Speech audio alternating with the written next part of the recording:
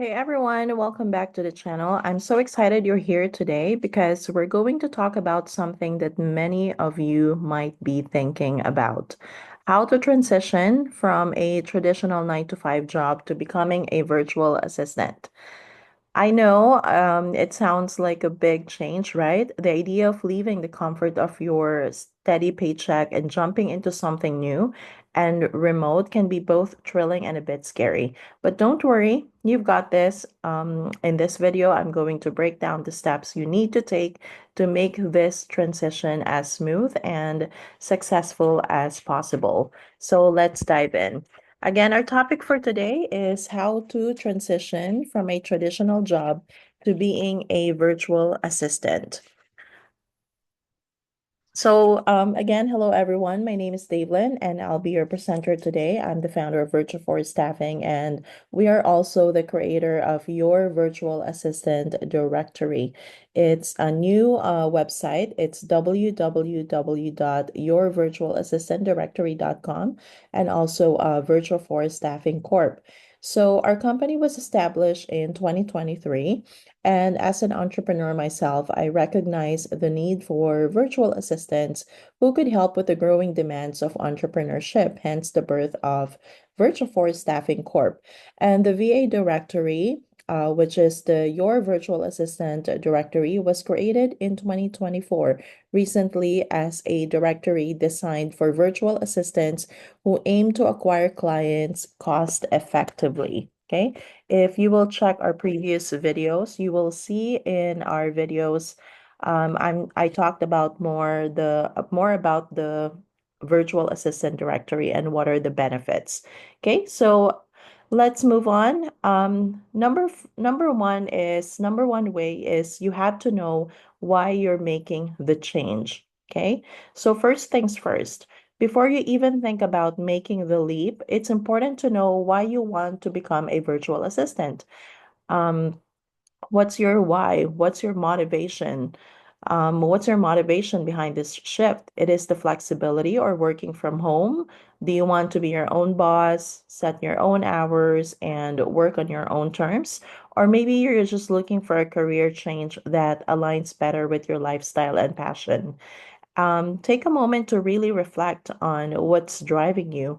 Like for me, for example, when I made my transition, I was looking for more freedom with my schedule.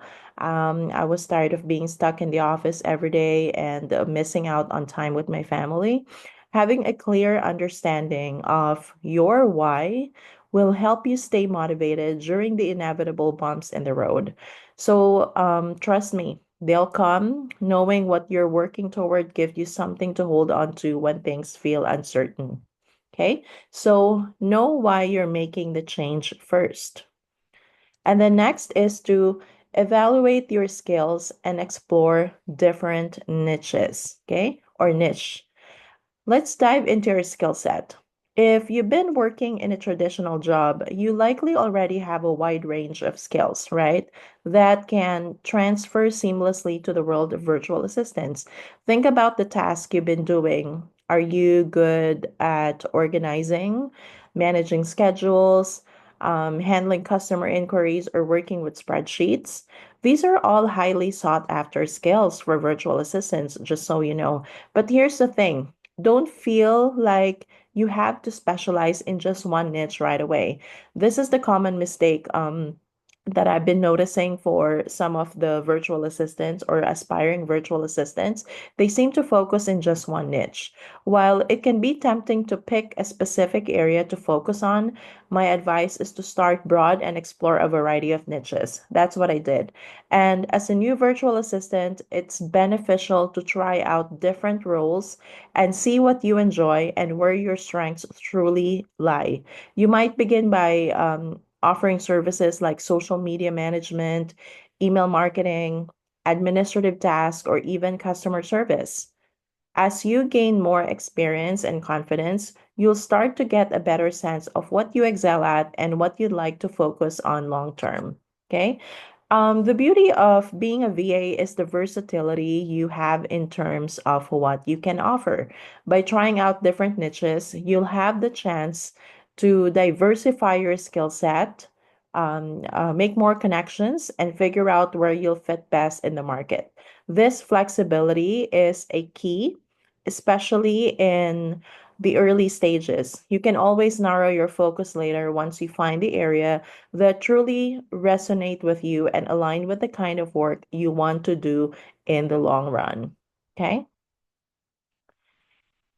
Okay, next is to start building your online presence. All right, here's where things start to get real.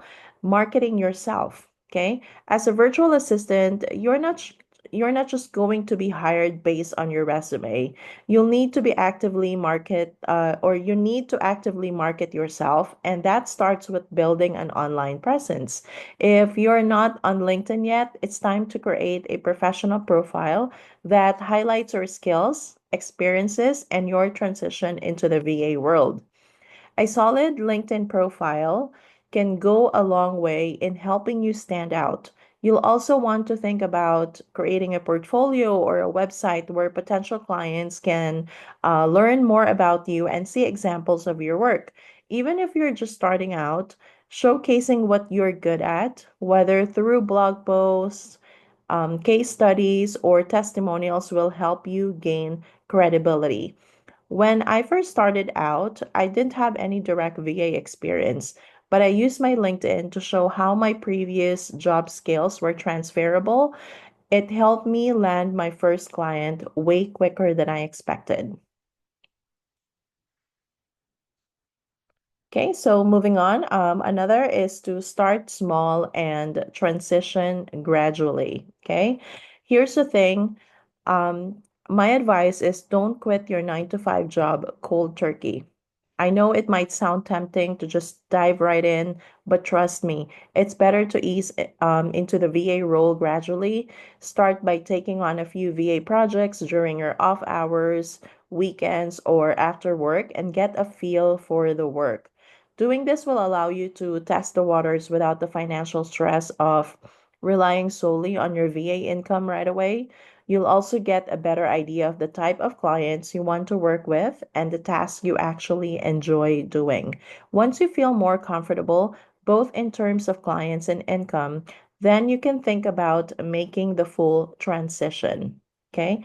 I did this myself. I took on small projects after work and slowly built up my portfolio and client base. I even volunteered to one of the nonprofit organizations here in our town just to do some social media marketing for free.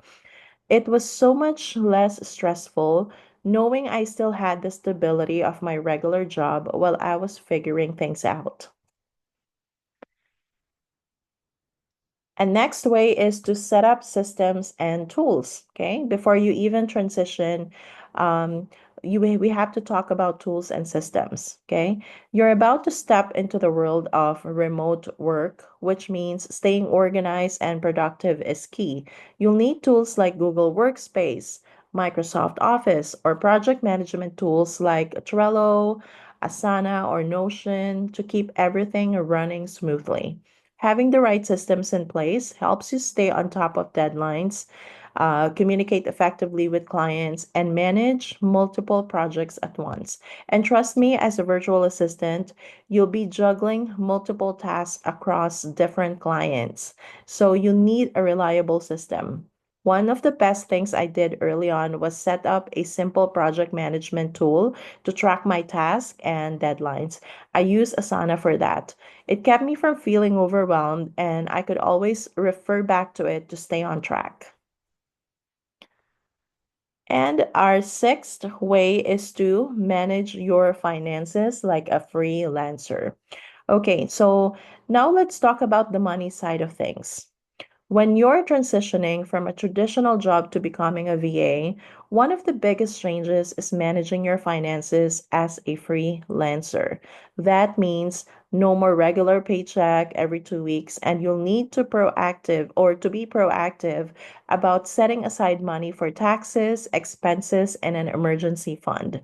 To make sure you don't get caught off guard, start budgeting early. A good rule of thumb is to set aside at least 25 to 30% of your income for taxes.